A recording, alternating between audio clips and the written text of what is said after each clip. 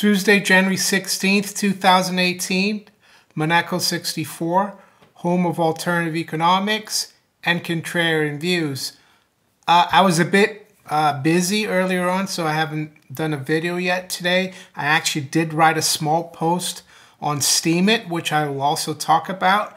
But the thing I want to cover right now, I noticed precious metals were hit hard.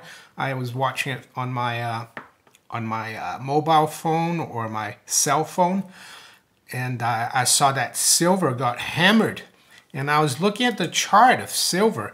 I brought it out, and actually for some reason I had it as a monthly chart, and on a monthly chart it actually looked all right. It still looks pretty good, but I saw that from around 7 a.m. London, and then yeah, 8 a.m. around when the European banksters came into the office, the bullion banks like UBS, Goldman Sachs, and all the old culprits, JP Morgan, they smashed silver. Silver traded down to spot silver traded down to around 1678. But I would say the fact that we're back up now above 17 is pretty positive. Even gold, of course, dropped quite a bit. We got down to 1331.80. We'd been trading around, well, when I got up this morning, it was trading around 1340. Last night as well, we're trying to get above that 1340 level. Yeah, and then the bankers came in and they did their usual thing. I think at the moment, it's very hard for them to do anything with the gold price. So they're bashing the small guy. You know, they're bullies. They're going for the silver, but they haven't even managed to get, you know, gold that far down, even though they had to take silver down to 1678. But how do we defeat the bankers and their system?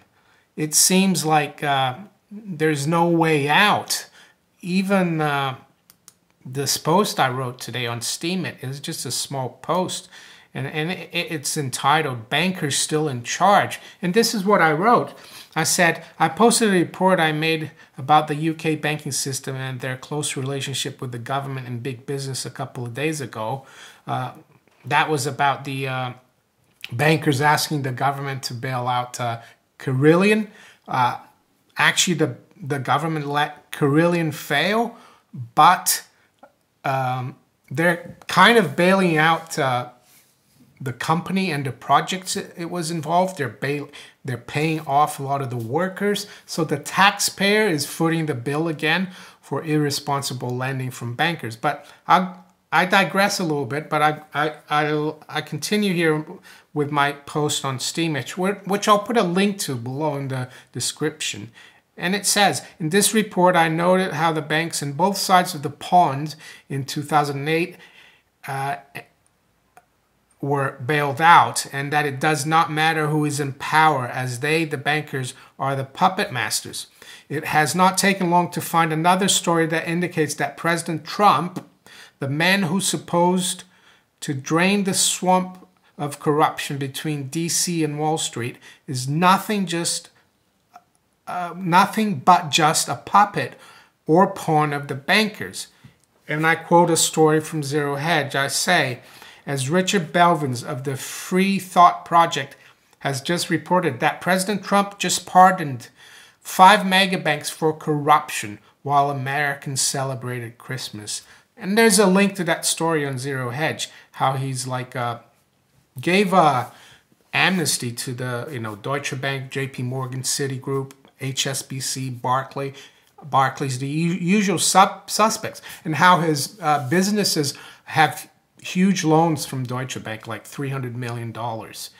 And I said at the end, like the French say, le plus ça change, le plus ça devient la même chose, which means the more things change, the more they become the same.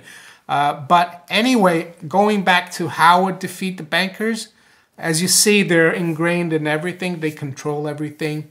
But I was thinking about it a little earlier, and it's a little bit, we're probably in a period like maybe the 70s, maybe even later for the Soviets, the people that lived in the Soviet Union and behind the Iron Curtain in Eastern Europe. I'm sure most people had no hope that communism would collapse. You know, it'd been around since 1917 for the Soviet Union and since World War II for a lot of Eastern European countries. But all of a sudden, it just like crumbled from within because it was a rotten system based on central planning. Just like our fiat money system is a rotten system based on central planning. Just as the Austrian School of Economics says, central planning or socialism or communism or whatever you're going to call it, central banking, fiat money, it never lasts that long because it's centrally planned. And it goes against the laws of nature, free market, human freedom, human decency. So I think that's why we need to keep our heads up.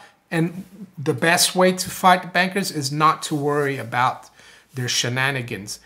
And do what you think is the right thing to be outside the banking system, which is owning cryptocurrencies outside the system, and owning physical gold, owning physical silver.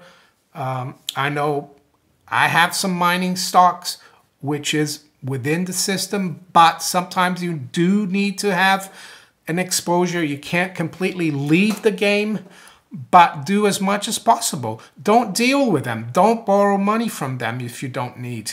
Yeah, if you can't afford something, try to save or don't have it.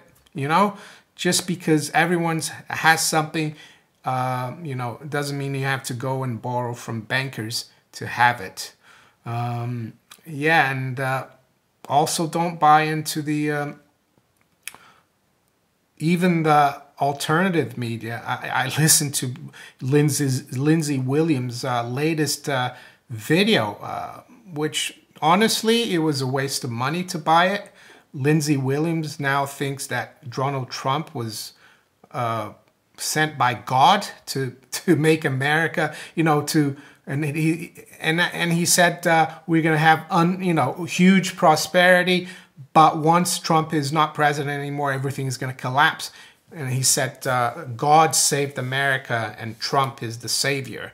I'm sorry, Lindsey Williams. I respect you, but in this case, I have to disagree with you. If he was sent by God, why did he just pardon 5 criminal institutions, you know, on Christmas Eve, a little bit like they did in 1913, the Congress of the U.S. They passed the Federal Reserve Act while most congressmen were away for Christmas and no one was looking. So Donald Trump has done the same thing. And granted, President Obama had done the same thing to the 5 other banks. So President Trump is doing nothing different. So yeah, and when is Alex Jones, for example, going to say that the stock market is a bubble? When is he going to say that the dollar is melting down? When is he going to, you know, he used to advise people to buy silver. He used to advertise for silver dealers. Where is Alex Jones now? You know, where's that? Is he going to criticize President Trump for the banksters? So what I'm trying to say is like, trust very few people. You don't have to trust me, but that's the way I feel about it. I think everything is a distraction. It's the monetary system, the fiat money system, the corrupt fiat money system where the bankers and politicians scratch each other's back. That is the whole problem. Everything else is a distraction.